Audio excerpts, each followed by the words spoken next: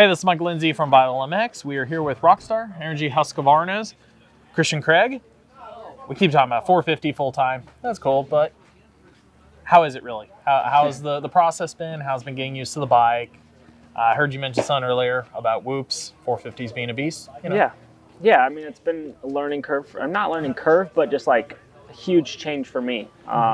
New team, new bike, new program. Moved the family to Claremont, so huge change, but all for the better, I think. I'm on a good team, on a good program, training with Alden Baker, and we're in the thick of a boot camp pretty much right now, and it's been good. A lot of riding, a lot of seat time, a little bit of testing here and there, but I'm really comfortable on the bike right now, and I feel like we're in a good spot. So we're getting close to the race, and yeah, I'm excited. It's I'm trying to just stay calm and just keep doing my laps and focus on myself, but it's exciting times for sure. Nice. Let's talk about how you weighed out this decision, I guess. You know, you were with the Star Racing team, you won a championship with them. Yeah. I think this move was a bit of a shock to some people, very well deserved, of course, but you know, how'd you come to this decision really? What were your options and why'd you end up here?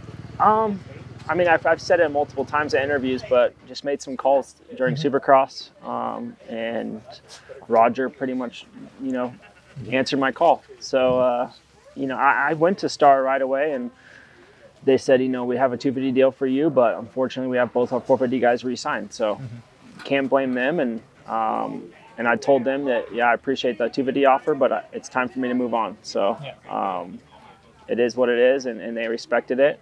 And they were, a part of the process of me changing also. They knew about it. They saw the contract, obviously, and got to do that. But they respected my decision.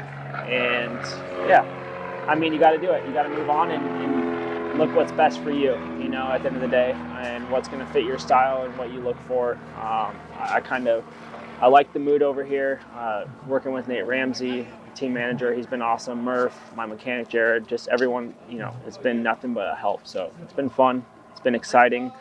I mean, I'm not going to say everything's just been perfect. Like, it's taken me a while to adapt to the 450 on Supercross. It's taken me a while to kind of get used to the bike, but I do feel like each day I get better and more comfortable.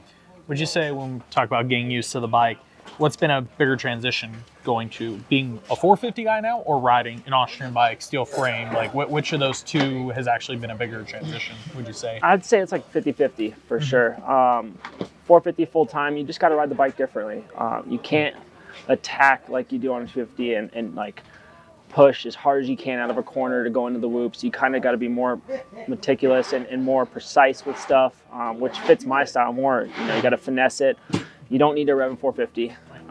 So it's got more power than you need. And so just learning that, and then also Austrian bike, how it reacts, how it handles to you. I've went through some parts, some testing, and figured what's right for me, and I feel like I'm in a good spot. Of course, everybody knows you killed in the whoops, but I'm trying to think, was it A2 last year? There was the set going from second to third base that was the really insane set, or was that A3? A3 was probably the one that ate up a bunch of people. I remember watching that night, like, straight up on it.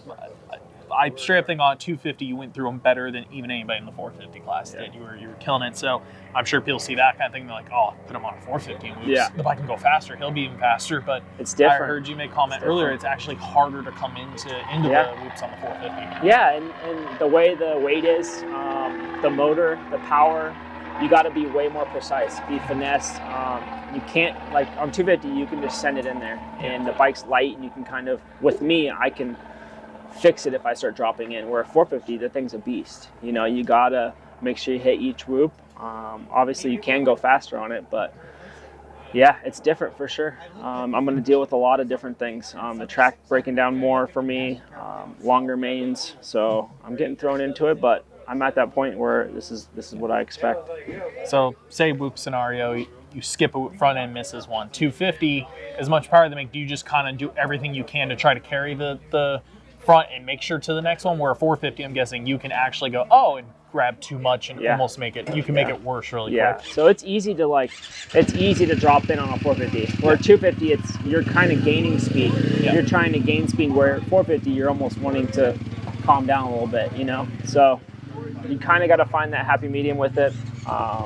It took me a little bit to get used to, but I'd say, by the end of the first day of Supercross, I felt comfortable. And like I said, with testing, we haven't tested a bunch, and now it's because of me. Like I don't want to test a bunch. I'm comfortable in my setup, and it's pretty cool.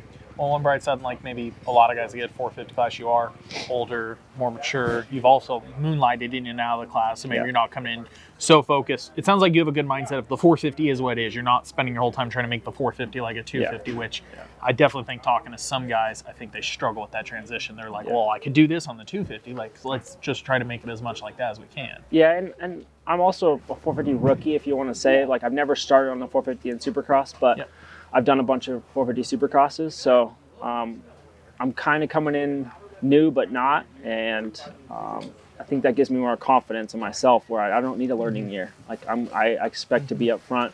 I expect to be battling with these top guys, and I know it's going to be a lot. I know it's going to be hard, but I do feel like I have the speed to be up there. I got another move question for you, because I think it's fascinating listening to this kind of stuff, like just some of the technique stuff. So say you got a set that comes into a corner where on a 250 you can stay on and carry into the corner. 450 you can have so much going, you see guys have to taper off. How gnarly is on the 450 with the extra also inertia, like the way it loads coming into a corner? Is that, are those kind of sections a bit more difficult, or like what do you have to do differently? So for me, like if the corner's right after the whoops, I always try to time it to where I double out of the whoops. Like I'll hit the last 2 or 3 and pop myself to where I downside the last whoop. And then you're set up more to where if you're trying to blitz all the way out, you get too much speed, you blow the corner, you don't get your foot out in time. It's little things like that, but it just comes like second nature to me. It's kind of weird, like I don't plan to do it. It's just like my mind sees a corner right there. I plan, my mind does the hop, and out I go. Yeah, because you want to be settled in where if you're, let's say if you're almost decelling last couple, you hit the last one, you're almost always like ending into the corner. Yeah, and I always try not to hit whoops wide open. Like I never hit it full, even on 250. It's never wide open. It's always controlled, and trying to stay on top, not skip one, obviously, and get the weight where it's supposed to go. Let's talk about a 2-year deal, because I know in your career that's been very, very rare. You've been on a lot of great teams, but I feel like from talking to you before, you've been kind of continuously one-year guy. So, I mean, was that another huge part, like to go into 450 and I know you want to perform the whole time you're there, but to have that breathing room? Yeah, I mean, that was huge for me, especially like when I was talking to Nate, that was one of the big things I wanted. Like I want a 2-year deal, and I feel like I earned that with the year I had. So didn't really have to negotiate much with that. They kind of threw that at me, and I'm like, all right, that means they believed in me from the beginning. So, I'm happy that they kind of took that chance with me, and now it's my time to deliver. Like I need to be there every race and try to improve each time. So I know you guys have been in Florida a bit. Josh Hansen, though, is the team test rider, and I know some people saw that. I know some people probably saw that and just thought, oh, it's marketing or this, that. I see him with a 250, a 450 over there. I hear him up here quite a bit when I'm on this complex. So it definitely seems like, have you gone to work with him? How's the feedback been? Have you tried anything that he's tried? Yeah, of course. Always translating from California to Florida. Obviously, they'll send the parts that he approves with, or that wants us to try, and me and Mookie will go through it, or RJ. So he's been nothing but a help, and he goes through all the stuff that could possibly be better, and kind of weighs out the pros and cons with it, and then believes that if one thing's better, that we should try it. So I've known Hanny for a long time, and it's been nothing but good. Thank you for your time. Yeah.